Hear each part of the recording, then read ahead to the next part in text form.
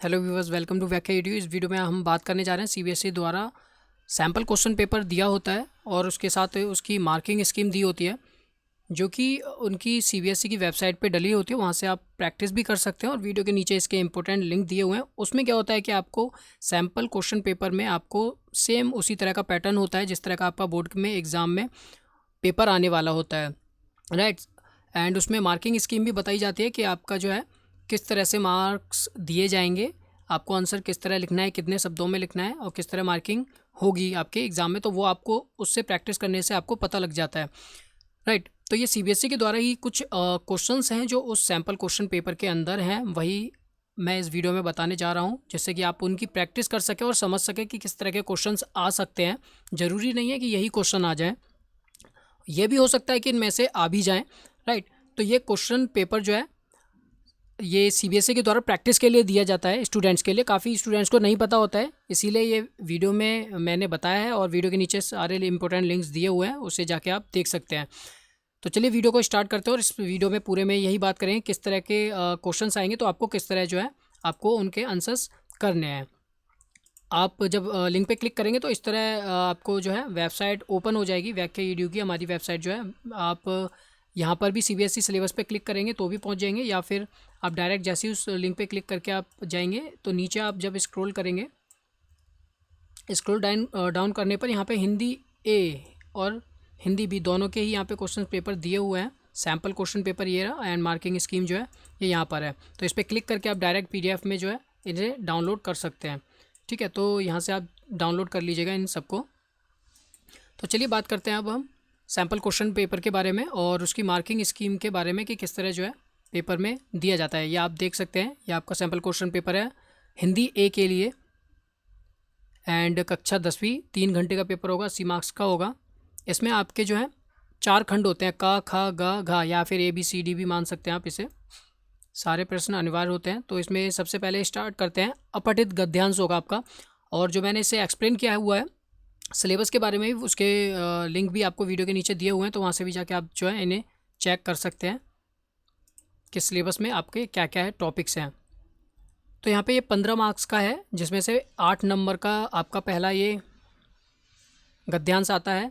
इसे आप रीड करिएगा क्योंकि ये आपका अपठित है, तो इसे आप रीड करेंगे और इसकी प्रैक्टिस करेंगे कि आपको जो है किस तरह इसका आंसर देना है। जैसे स्वास्थ्य और खेलकूद परस्पर एक दूसरे से पूरक हैं कैसे, और इसका आंसर जो है उसी के साथ मार्किंग स्कीम जो होगी उसी में दिया गया है, जिसका आंसर यहाँ पे दिया हुआ है। स्वास्थ्य और खेलकूद पर परस्पर गहरा संबंध है, खेलकूद से प्राणों में नई स्फूर्ति और प्रसन्नता पैदा होती है। ये आपके जो है पैसेज से ही दिया हुआ है, राइट।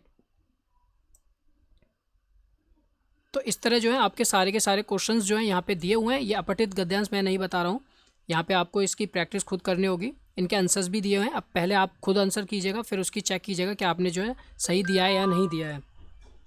तो यहाँ से जो है आप इसकी प्रैक्टिस कर सकते हैं। उसके बाद दूसरा क्वेश्चन जो है वो आपका 7 मार्क्स का है, जो कि है काव्यांश में से। वो भी आपका जो है प्रैक्टिस करना होगा आपको खुद ही। ये इसके इंपॉर्टेंट क्वेश्चंस हैं, यहाँ से इनके आंसर्स मिल जाएंगे आपको, तो आप चेक कीजिएगा कि आपका कितना आंसर जो है सही हो रहा है। उसके बाद आते हैं हम ग्रामर वाले पोर्शन पे, जो कि आपका बी सेक्शन है, यानी व्यवहारिक व्याकरण, जो कि आपकी 15 मार्क्स की है। इसे हम थोड़ा ध्यान से चेक करते हैं जिससे कि जो है आपको समझ में आए।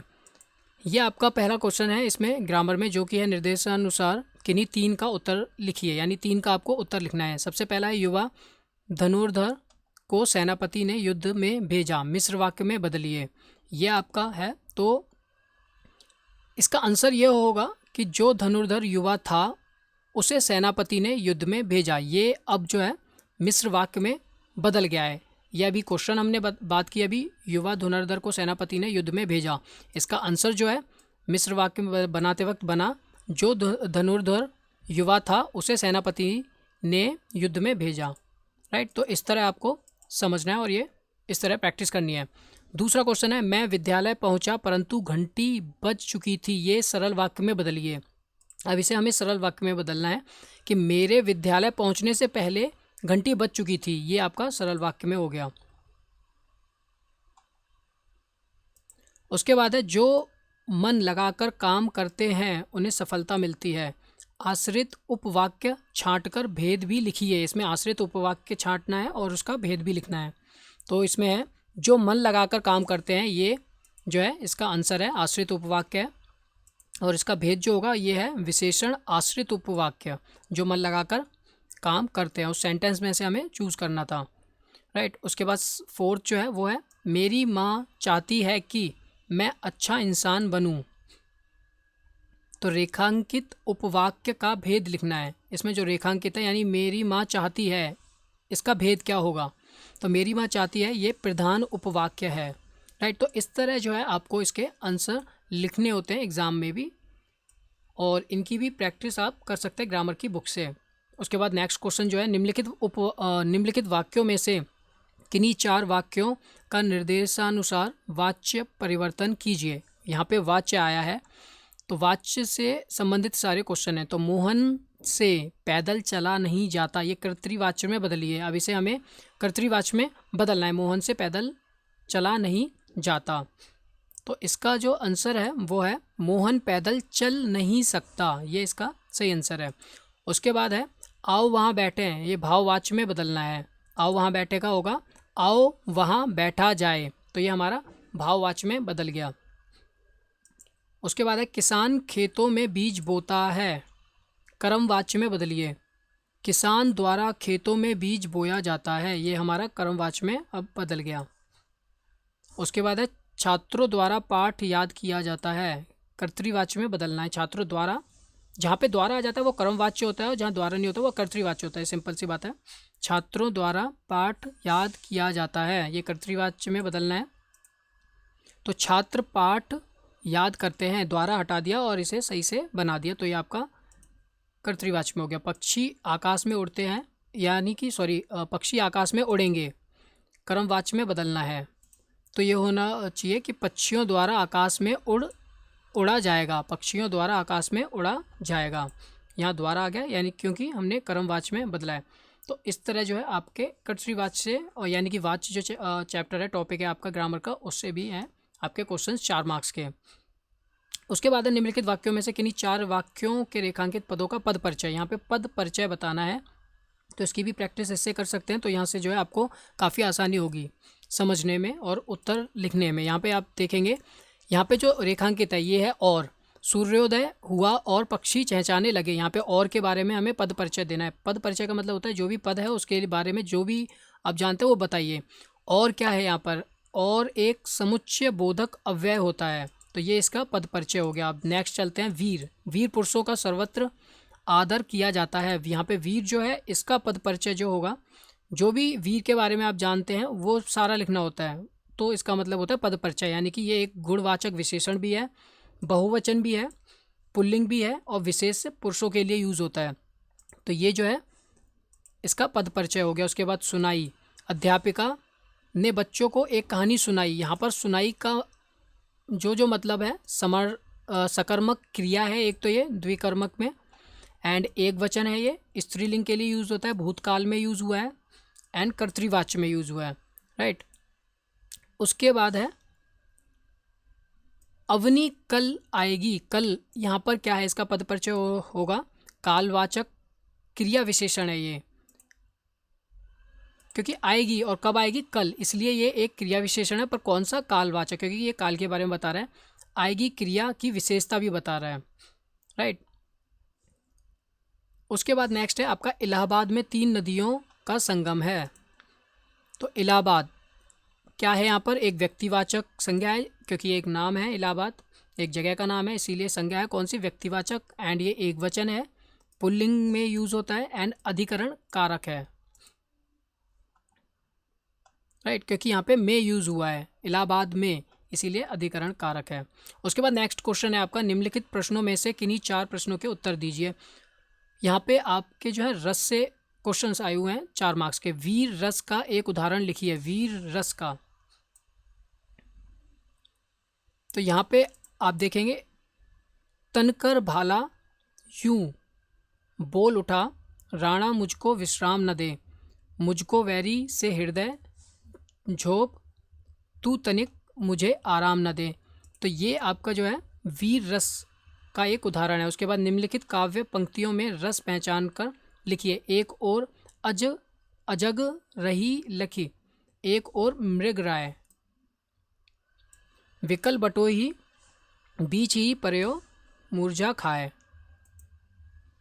ये भयानक रस है, राइट। तो इस तरह जो है आप यहाँ पे इन्हें याद करेंगे और समझेंगे। निर्वेद किस रस का स्थायी भाव है? निर्वेद जो होता है वो शांत रस का स्थायी भाव होता है।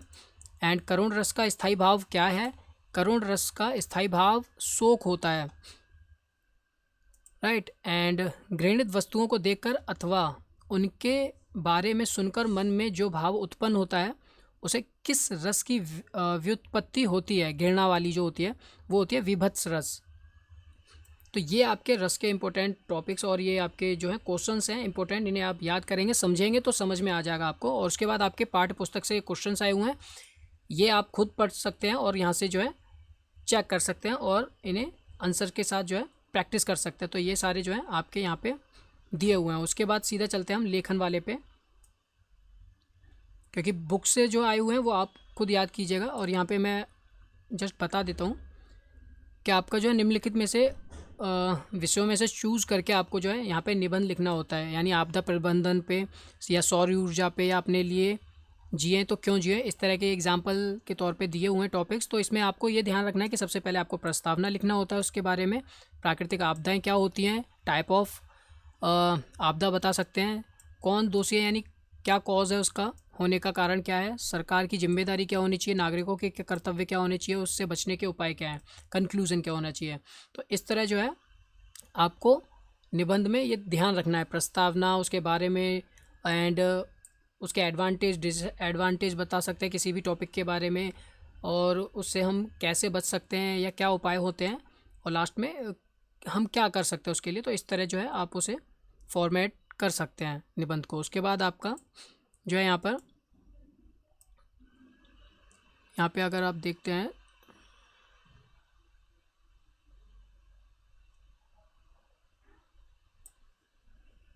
और यहाँ पे आपको ये ध्यान रखना है निबंध में आपका 1 मार्क्स जो होता है, या मार्किंग स्कीम बता देता हूँ मैं आपको, निबंध की 10 मार्क्स का होता है। तो इसमें 1 मार्क्स आपका प्रस्तुति के लिए होगा, 2 मार्क्स आपके भाषा शुद्धता यानी कि आपकी मिस्टेक नहीं होनी चाहिए स्पेलिंग में या जो भी सेंटेंस हम बनाते हैं तो ठीक है। तो वाक्य विन्यास के लिए 1 मार्क्स हो गया, भाषा शुद्धता के लिए 2 मार्क्स हो गया, राइटिंग साफ होनी चाहिए, विषय वस्तु संकेत बिंदु जो दिए हुए होंगे उनके आधार पर ही आपको जो लिखना है टॉपिक के बारे में तो वो आपको 4 मार्क्स मिलेगा, और प्रभाव उसका पढ़ना चाहिए तो 2 जो है मार्क्स उसके होंगे। उसके बाद नेक्स्ट आता है आपका पत्र लेखन। पत्र लेखन 5 मार्क्स का होगा। इसमें भी आपको जो है स्टेप वाइज आपको मार्किंग मिलती है। प्रारंभ और अंत की औपचारिकता के लिए 2 मार्क्स होते हैं, यानी एक प्रारंभ और एक अंत के लिए। विषय वस्तु जो है जिसके बारे में पूछा गया उसके बारे में लिखना है आपको, उसके लिए 2 मार्क्स हैं। भाषा की शुद्धता 1 मार्क्स का। तो इस तरह जो है आपको प्रैक्टिस करनी है। काफ़ी इंपॉर्टेंट सैम्पल क्वेश्चन पेपर और आपकी जो है मार्किंग स्कीम है, इसे आप ध्यान में रखते हुए पढ़िएगा, इसे याद कीजिएगा, टाइम कम बचा है तो इससे जो है प्रैक्टिस कीजिएगा। इस वीडियो में बस इतना ही था, मिलते हैं हम किसी नेक्स्ट वीडियो में किसी नए टॉपिक के साथ। जब तक के लिए बाय बाय। अगर वीडियो अच्छी लगी तो लाइक कीजिएगा, सब्सक्राइब जरूर कीजिएगा, शेयर जरूर कीजिएगा अपने दोस्तों के साथ।